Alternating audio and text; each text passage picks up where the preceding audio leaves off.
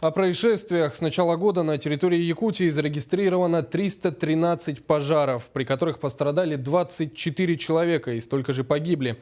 Главные причины возгораний – нарушение правил эксплуатации отопительных печей и электрооборудования.